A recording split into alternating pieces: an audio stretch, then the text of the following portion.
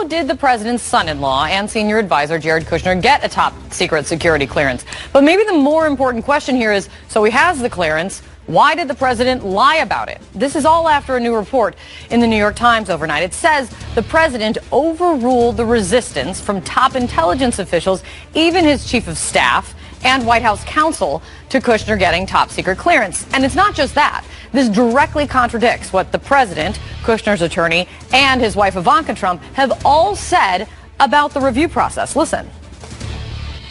You tell General Kelly or anyone else in the White House to overrule security officials, the career? No, I don't think I have the authority to do that. I'm not sure I do, but I wouldn't do it. The president had no involvement pertaining to my clearance or my husband's clearance. Zero. What were the problems early on? There weren't any. So no special treatment? No. None whatsoever. Joining me now is New York Times national security correspondent Matt Rosenberg, who contributed to this report. Matt, it's great to see you. So what have you heard about the amount of resistance from White House staff and intelligence officials to Kushner getting that top secret clearance? See, you know, Kushner's security clearance was a problem from the very get-go. Yeah. He filed his first security clearance forms listing no foreign contacts when he'd had, I think, 100. There were a lot. And over the last kind of 2 years, you know, the way this process works, you get an FBI investigation, the CIA, the NSA go through intelligence to see if it raises any red flags.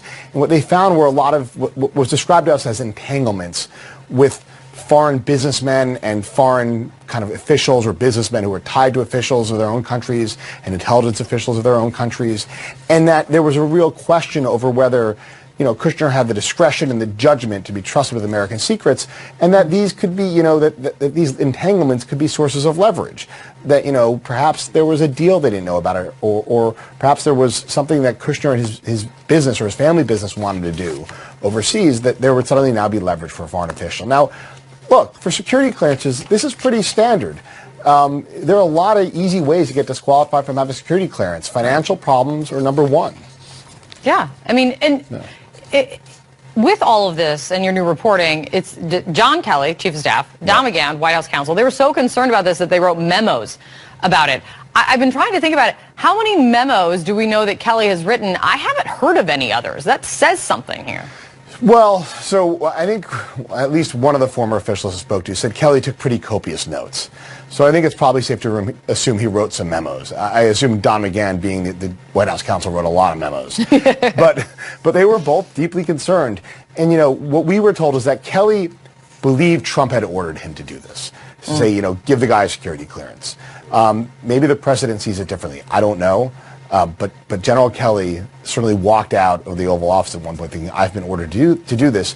And Don McGahn also laid out his concerns in another internal memo.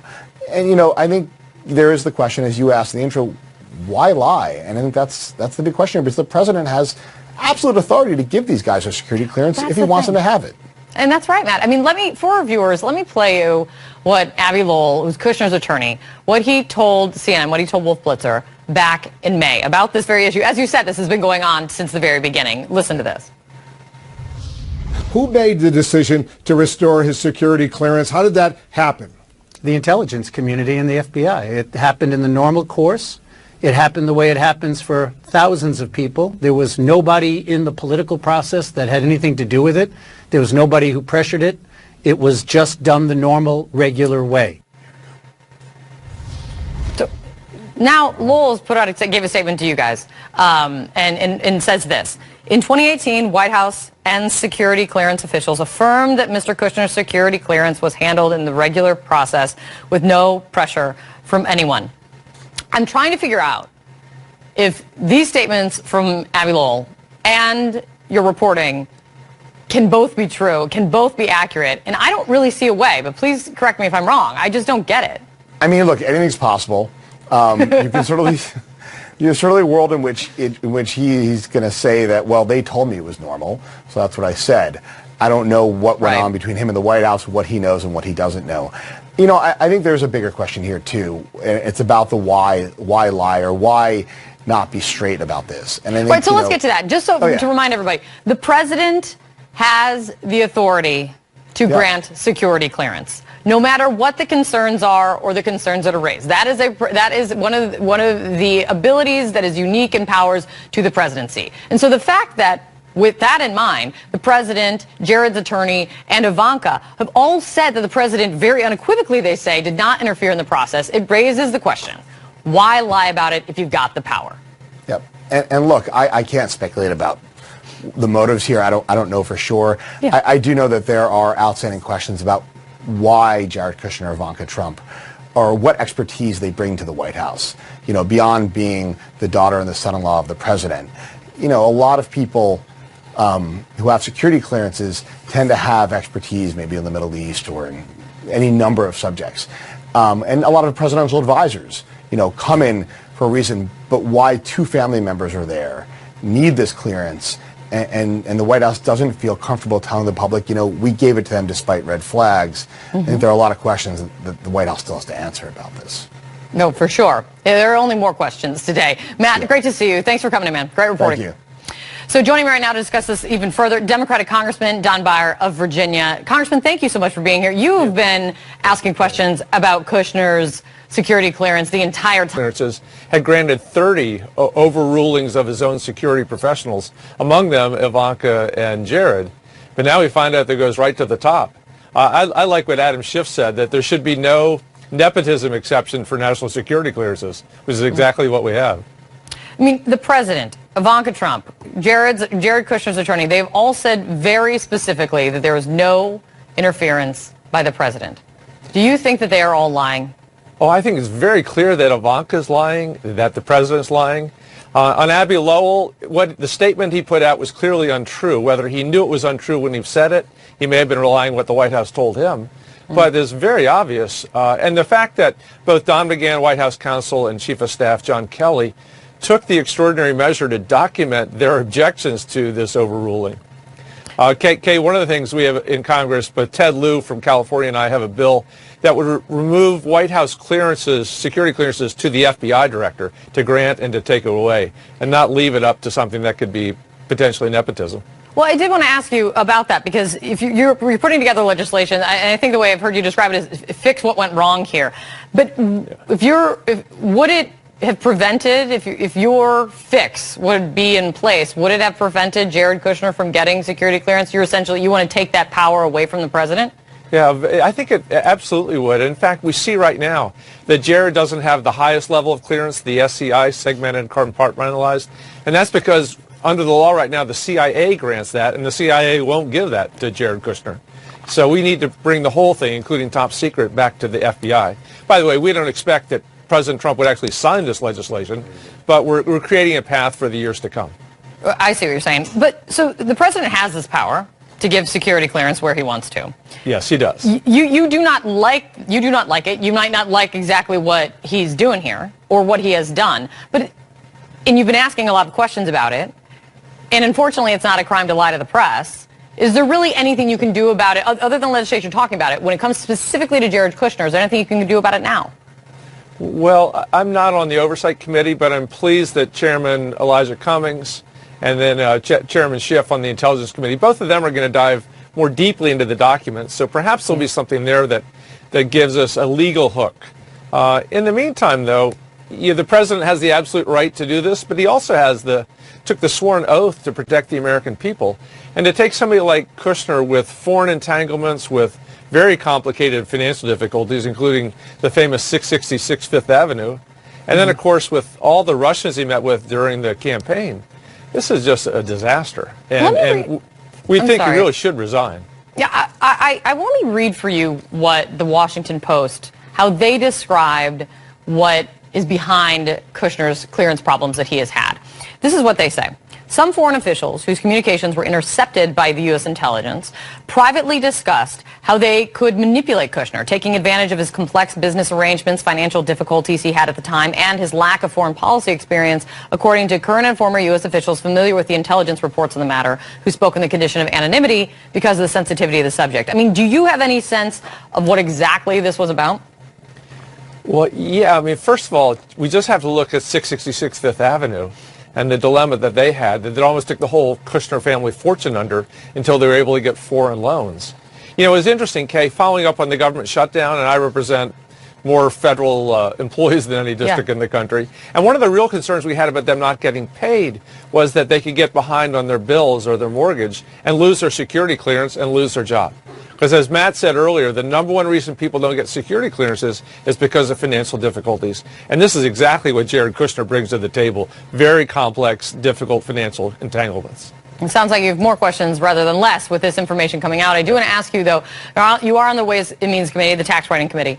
Michael Cohen said in testimony this week that the reason that the president hasn't released his tax returns is because the president fears that he fears being put under audit, not because he's currently under audit, because Michael Cohen says he doesn't think he is. Your committee has been looking into getting the president's tax returns. How confident are you that you are going to get them? I am confident that we will ask for them. I am confident that we will have very strong legal arguments justifying our asking. And I think all the things that Cohen laid out this week, the inflation of assets to get bank loans, all the shenanigans with his foundation to avoid taxes. I'm less confident we'll get that in the short run because we assume that the White House will fight it all the way to the Supreme Court. So the sooner the court acts on it, by the way, what we want to do is make it so bulletproof that a Republican Supreme Court has to say, yes, these tax records need to be turned over to the American public. So you're not frustrated that you haven't issued that request yet? No, because we want to make sure that if we only get one chance. So let's do it absolutely right. And we know that it's likely to go all the way to the Supreme Court. So we have to create the bulk of the evidence with that in mind. Congressman, thank you for coming in. Thank you, Kay. Appreciate it. Coming up for us, President Trump says he believes Kim Jong-un didn't know about the treatment of American student Otto Warmbier in a North Korean prison. Now, Otto Warmbier's parents are speaking out. You'll want to hear what they have to say. Plus, another candidate is jumping into the race for 2020, and he makes the case this campaign is only about one issue, and it's not Donald Trump. The family of American student Otto Warmbier is speaking out and making it crystal clear who they think is responsible for their son's death. This after President Trump's shocking statement that he takes Kim Jong-un's word for it, that the dictator says that he knew nothing of their son's condition. Listen. He felt badly about it. I did speak to him. He felt very badly. But he tells me that he didn't know about it, and I will take him at his word. And now Otto Warmbier's parents are having their say. CNN's Brian Todd is in Washington with the latest. Brian, the family put out a statement. What are they saying? Kate, some sharply worded statements from the Warmbier family this morning, some heartfelt rhetoric going back and forth between the White House and the Warmbier family. First, we'll tell you what Fred and Cindy Warmbier said just a short time ago. They said, quote, "We've been respectful during this summit process. Now we must speak out. Kim and his evil regime are responsible for the death of our son Otto. Kim and his evil regime are responsible for unimaginable cruelty and inhumanity. No excuses or lavish praise can change that." So the White House quickly going into some damage control operations here this morning. Kellyanne Conway, an advisor to President Trump, just spoke out about this on Fox News and tried to offer some context. Take a listen. Of course he holds North Korea responsible. He has deep affection and shares the grief of the Warmbier family. That will never end, as will not the president agreeing with the Warmbier family that North Korea is responsible. But Chairman Kim did not know what the president is saying is that there's no indication Chairman Kim knew what happened to Otto Warmbier when it happened. Now, that is an important distinction to make, whether Kim Jong-un knew about what exactly happened to Otto Warmbier at the time that Warmbier went into a coma in June of 2017, because back at that time, we did a lot of reporting on it at the time. Events moved very quickly, Kate. He quickly went into a coma. By all accounts, the North Koreans panicked, got in touch with their American counterparts at the UN, quickly arranged for his transfer back to the United States, where Warmbier died just a couple of days after getting to the United States. So Kellyanne Conway now saying that it was Kim Jong-un not knowing about exactly what was happening with Otto Warmbier at the time that he fell ill very quickly. Now, whether you believe that or not, that's going to be ferreted out in the coming days. But clearly, Kim Jong-un knew about the detention and arrest of Otto Warmbier. Now they're throwing into some doubt whether Kim knew at the time that Warmbier had gone into a coma so quickly and faded so quickly. Yeah. I don't know. It's one of those things where this seems to be a distinction that does not matter in the context of what is really said. Good to see you, Brian. Thank you so much for bringing it to us. Much more to come there from you, I'm sure, later. Joining me now is CNN national security analyst Sean Turner. He served as a senior advisor and spokesperson for the Director of National Intelligence. Sean, what's your take? You just heard Kellyanne Conway say, trying to offer some context, that he holds North Korea responsible, but all he was saying was that Kim Jong-un didn't know about Otto Warmbier's condition, I don't know, at that moment. Right. What is happening here? Yeah, look, anytime an American citizen is jailed or detained in North Korea, it's rarely about the alleged crime that they've committed. It's most often about North Korea trying to force some engagement with senior U.S. officials or to antagonize the United States. And to be clear, there are no scenarios in which Kim Jong-un would be unaware of the status of one of the very few American citizens to be held in North Korea.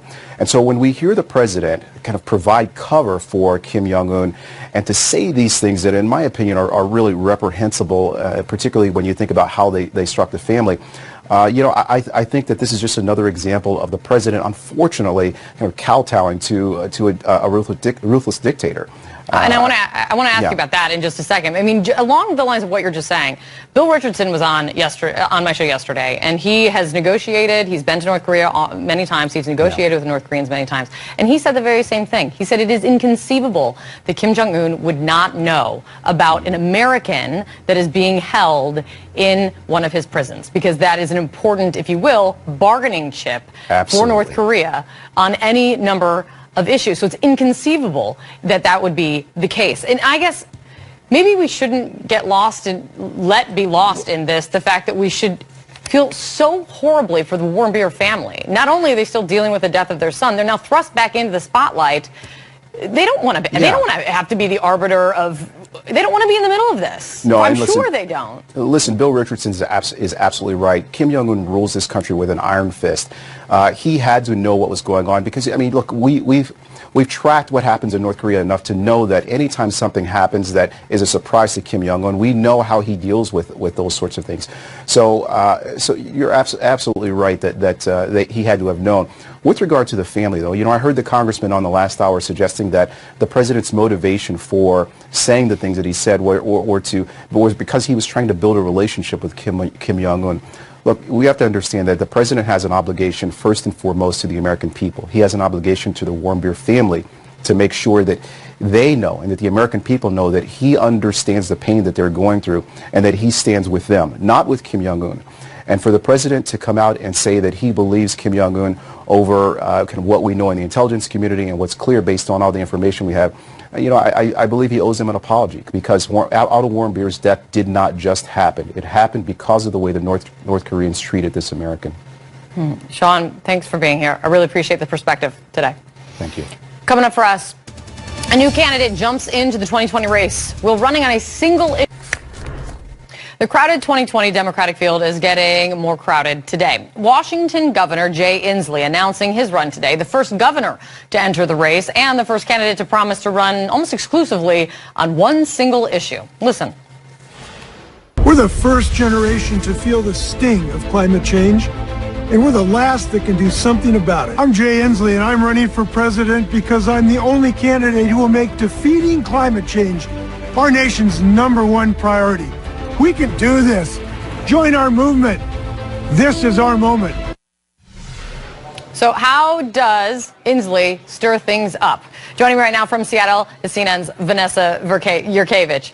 Vanessa, what does Governor Inslee bring to this race? What are you hearing there? Hi, Kate. Well, yeah, he certainly brings an important issue to the race. You mentioned climate change. In that clip you just played, he goes on to talk about how he would bring clean energy jobs to the state here. He also talks about how this is going to be his marquee issue. As he moves into the next couple weeks, he's going to be expanding upon some of those policies around climate change. He talks about the Green New Deal. He says he supports it, but he says it doesn't actually go far enough. Later today at this solar company here in Seattle. He's going to be sort of laying out 4 key principles around climate change. We're going to hear from him a little bit later. And we also know that he's entering a really crowded field. So the question, as you said, is whether or not a single issue candidate can really cut through the other candidates. We know Kamala Harris, Cory Booker, Bernie Sanders are running on multiple issues. And in the next couple weeks, he's going to be launching what he's calling his climate mission tour. He'll be stopping at local businesses just like this one here in Seattle, really trying to connect with voters to see if he is able to make climate change an issue that sort of sweeps voters on with him. So if you take a look at some of his platforms that he's going to be coming out with, you'll see a couple others, but as you said, Kate, climate change really being the most important one, and we'll hear from him later today on exactly what that is going to look like. Yeah, that'll be fascinating and interesting to hear his initial pitch beyond that video. Great to see you, Vanessa. Thank you so much. Joining me right now for some perspective on this is CNN political analyst, Washington bureau chief for the Daily Beast, Jackie Kucinich. It's great to see you, Jack. Likewise. What do you think? Is it a gamble to run on a single issue in the Democratic primary? Certainly it is, and particularly on something like climate change. While it is important to Democratic voters, there's no doubt about that, far more than Republican voters, it still ranks behind things like the economy, health care, for example, and education. And he's going to try to take issues like economy and healthcare and link it all back to climate change, but but I hear what you're saying though. But he's still, but on the other hand, he, as you mentioned, he is the first governor to throw his hat in the ring, and with that comes the executive experience that a lot of voters tend to like. And he has a record of executive achievements, things like passing a family leave bill in Washington, bump stocks, banning bump stocks. He ushered through a huge transportation funding bill. Those are also things that are very important, not only to Democrats, but to voters nationwide. So but if he's going to focus solely on climate change, it'll be interesting to see how that resonates beyond the progressive base. And as a reporter said, this is a crowded field. There are other candidates with records on supporting tough climate change measures. Yeah, and you point out that as you're talking about him being governor, kind of the executive experience. Right. It's long for forever. The governor's mansion was seen as kind of the stepping stone, training ground, jumping off block for many presidential candidates. I mean, you've got a list of them from George W. Bush on backward. It's so almost, I don't know if it's surprising. It's surprising to me that he's the only governor so far in the race then. I wonder why more governors aren't in. Well, and you hear whispers about former Governor Hickenlooper from Colorado, whether Governor Bullock is from Montana is going to throw his hat in the ring. There's still some rumors about that, but you're right. Usually governors are the ones who step up and say, okay, I've led this state, now let me lead the country. Yeah. But as we've seen, senators, most of the Senate, it feels like, has raised their hands. And if we look, what the pedigree or the resume of a president has been changed. I mean, it's kind of been completely blown up in the last cycle. So you wonder. But I am hearing more and more people talk about the need for executive experience on the Democratic side. They do see it. But could that end up being a running mate rather than the top of the ticket? We'll have to see. Oh, that's interesting. I love when you raise that. Okay, someone who's not a governor, Joe Biden. Right. He has found himself in an interesting spot. Let me play you what he said, and let me ask you about it. Listen to this. It was followed on by a guy who's a decent guy, our vice president, who stood before this group of allies and leaders and said, I'm here on behalf of President Trump. And there was dead silence. Decent guy is what got him in trouble. Almost immediately, he received backlash from the left on this. And within an hour, calling Pence a decent guy, within an hour, Biden's team was on Twitter, cleaning up, explaining it, trying to offer some context. I have a million questions that brings, but I think centrally, if he gets into the race, the question would be, he's the guy that's always said he can work across the aisle. Right. And that's kind of like how he positions himself. So is that not okay now? Is that what we're seeing so quickly even in just this one comment? Well, Biden's really old school. He is from that era, and it seems so bygone. It wasn't that long ago, where senators worked across the aisle, where you didn't demonize your opponent based on their politics. Now, we've seen kernels of that still happening, but it certainly isn't. Doesn't extend to someone who is so polarizing on the left, like Mike Pence, because of his record on things like gay rights, because of his affiliation with President Trump. He's become radioactive on the left, and that's someone that it's sad that that politics have become so polarized on both sides that you can't even say someone's a decent guy anymore. You are not a decent girl. Right, I'm sorry, no. Becky. We are done here. Great to see you. I know, great to see you. Thanks so much. All right, coming up for us, fall in line or face consequences. That is the message from Democratic newcomer Alexandria Ocasio-Cortez to any moderate members of her party who even think about voting with Republicans. What's this new rift that's emerging? What does it mean for the party now? But before we do, an update on last year's Hero of the Year. Dr. Ricardo Pung-Chong of Lima, Peru, was recognized for his work helping sick children and their families who've made the difficult journey from the farthest reaches of Peru to access much-needed medical care. His nonprofit provided them with a home and services so that they can comfortably stay and receive their treatment. Here's a quick update from Anderson Cooper. Ladies and gentlemen, the 2018 CNN Hero of the Year is Dr. Ricardo Pung-Chong. An incredible night, and when he returned to Peru, crowds gathered to greet Ricardo at the airport. He's been hailed a national hero. Ricardo plans to use his CNN prize money and viewer donations to build a new shelter. This land, the kids inspires me every day. Really, they are heroes. Nominate someone you think should be a CNN hero right now at cnnheroes.com. We'll be right back.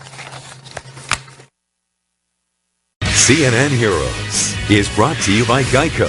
15 minutes could save you 15% or more on car insurance. Visit geico.com to see how much you could save. You still stressed about buying our first house, sweetie? Yeah. I thought doing some hibachi grilling would help take my mind off it all. Maybe you could relieve some stress by calling Geico for help with our homeowner's insurance. Geico helps with homeowner's insurance? They sure do. And they could save us a bundle of money, too. I'm calling Geico right now. Cell phone. It's ringing. Get to know Geico and see how much you could save on homeowners and condo insurance. As the #1 choice of hospitals, Pampers Swaddlers is 2 times softer and wraps your baby in our most premium protection. Because everything that touches your baby should be this comforting. Pampers, the #1 choice of hospitals, nurses, and parents. What is it, Doc? Well, I'm not quite sure. But I'd like to prescribe my proprietary elixir. And you say this stuff works? Well, it works for me. What if doctors were like most financial advisors? Creative planning is different. We never sell proprietary products. Indoor and outdoor allergies can stand in the way of enjoying the moment. Allegra is the fastest non-drowsy allergy relief. In just 1 hour, it starts tackling tough allergy symptoms for 24 hours of relief. Get back to the moment with Allegra.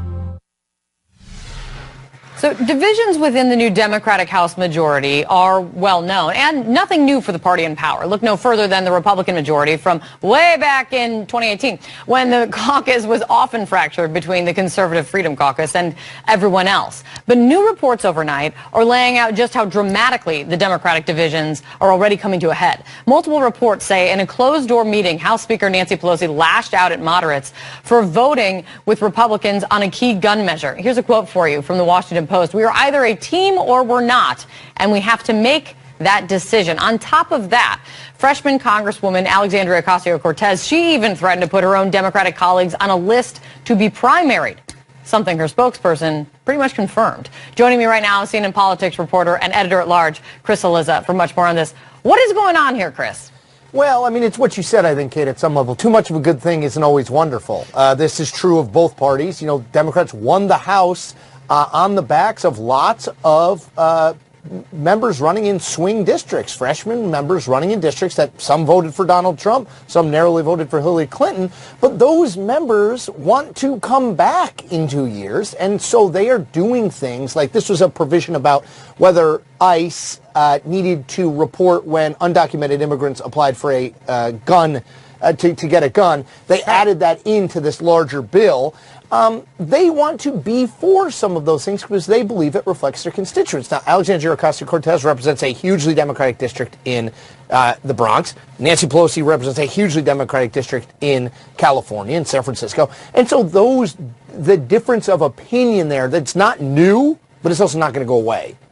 But Nancy Pelosi knows this. I mean, as you said, the reason in large part the Democrats have the majority is because a lot of Democrats beat Republicans in moderate districts. In some cases, Republicans who have held those seats for a very long time. What are these moderates supposed to do?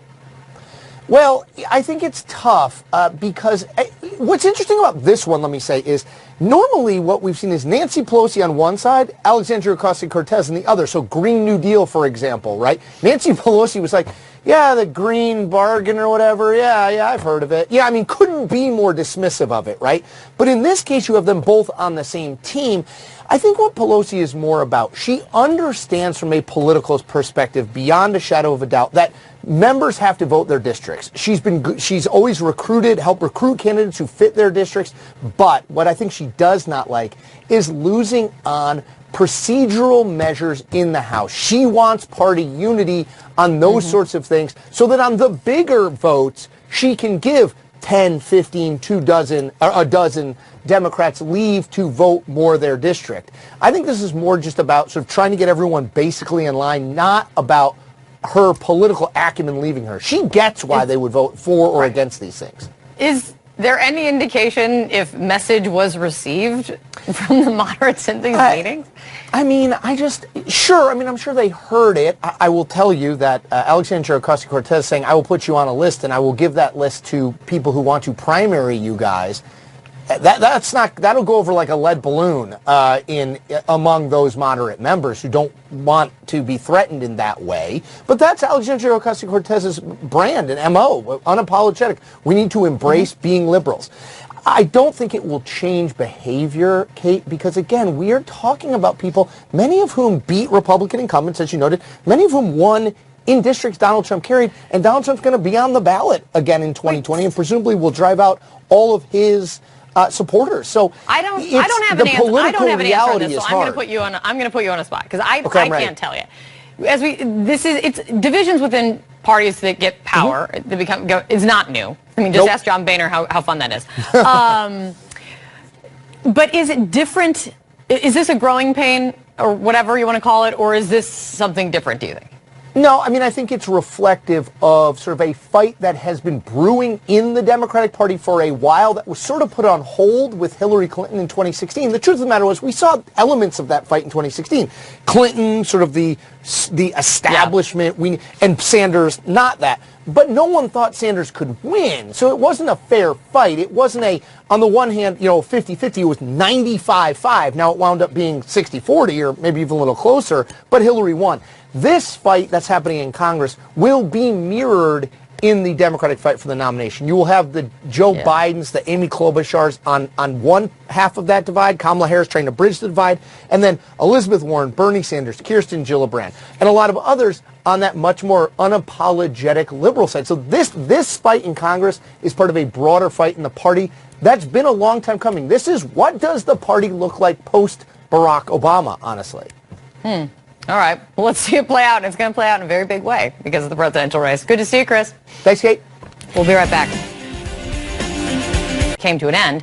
More than 1,000 Transportation Security Administration employees, more than 1,000 TSA employees still have not received all of the back pay that they are owed. CNN's Renee Marsh has got these details for us. Renee, what is going on here? Yeah, Kate, I mean, many of these employees, as we talked about during the shutdown, they live paycheck to paycheck. They were depending on these food banks. Some even got eviction notices. So it was really unbelievable when CNN learned more than a month after this shutdown ended, more than 1,000 TSA employees, they are still owed back pay. We're talking about screeners, inspectors, K-9 teams. But here's the thing. The reason for the delay stems in part from an unusual move by the head of the TSA, David Pekoski, during the shutdown to pay a partial paycheck to workers in order to help keep them on the job. Remember, hundreds of workers were calling out from work during the shutdown. We do know from our reporting that this current problem with the back pay and the delay was the subject of a phone call that TSA headquarters held with their field offices across the country on Wednesday. And according to this partial transcript of the call obtained by CNN, the agency said that their partial payment to employees, it coincided with the end of the shutdown when the funding got restored. And I'm quoting from the call now. It says, "Our timing could not have been poorer in terms of when we executed the partial pay." So really, Kate, what happened here is administrative mess. Now the agency is working to make corrections in its system to reflect that some employees had already received a partial payment so that the balance that they are owed is accurate. In talking to one TSA official, he's pretty frustrated with all of this. He says, look, the agency, first of all, cheated the purpose of the shutdown because shutdowns are not supposed to be comfortable. People don't get paid because it's a way to ensure that the shutdown does not go on for too long. Because they did this, now you have this administrative mess that they're trying to clean up. A total mess. I mean, Renee, despite everyone's head exploding, how ridiculous it is, do they have any answer when people are going to be paid the money they're owed? So we've asked that question, and even on this call, there is no clear timeline on when all of these employees will get their complete back pay, which is disturbing because we know that many of these employees were in a financial crunch because they hadn't received paychecks. So that part is unclear. We did reach out to the agency, and they told us in a statement of TSA's 60,000 employees, approximately 1,000 throughout the country require some sort of pay correction, and the agency says they're still working through all of this. So short answer is we don't know when everyone will get all the back pay that they're owed, Kate. I hope they're not saying, like, it's not that bad because it's only 1,000 people. I mean, if it's one person, it's ridiculous. But regardless, thank God you're bringing the reporting. Great to see you, Renee. Thank you. Sure. All right, so we're also watching this. The U.S. debt is now over $22 trillion, and come tomorrow, the nation is hitting up against the debt ceiling, and that's how much Congress has legally allowed the government to borrow to pay its bills. No small thing, and no surprise, especially for any of us who lived through the debt ceiling fight of 2011. This is setting up another potential fight, a new potential fight on Capitol Hill. CNN's Alison Kosik is here with more details on this. Why are we up against this again? What's happening? Okay, so when we bump up against the debt ceiling tomorrow, the government's ability to borrow money basically expires, but it's going to be another several months before the U.S. actually runs out of money. So the Congressional Budget Office is estimating that the Treasury Department can actually keep the government running another 6 months, so that puts us somewhere at the end of September. So by hitting the debt limit, what this means is that the government can't borrow any more money without getting an okay or permission from Congress. So meantime, to pay the bills, the Treasury Department's going to have to, use its wiggle room, start using some accounting maneuvers to buy Congress several months to raise the debt limit to avoid a potential government default. So here's the reality about this. This is one of Washington's manufactured crises. America's total public debt is sitting at a whopping $22 trillion. That's up $2 trillion, by the way, since Donald Trump took office. So the reality is, Kate, congressional members knew for a year that we would hit this debt limit tomorrow. So this is more about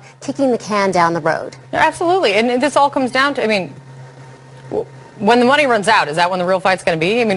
Or is the fight start now? No, I have not heard much about it. If you thought that the shutdown fight in January was bitter, get ready for early fall, because that is when the clock is going to start ticking and the knives are going to start coming out. I talked to one analyst who said there's at least 3 dozen Republicans in the House who do not plan on voting to raise the debt ceiling. So if President Trump is looking to have that debt ceiling raised, he's not going to have enough votes in the House. So guess where he's going to have to go? He's going to have to go across the aisle to Nancy Pelosi and say, give me some votes.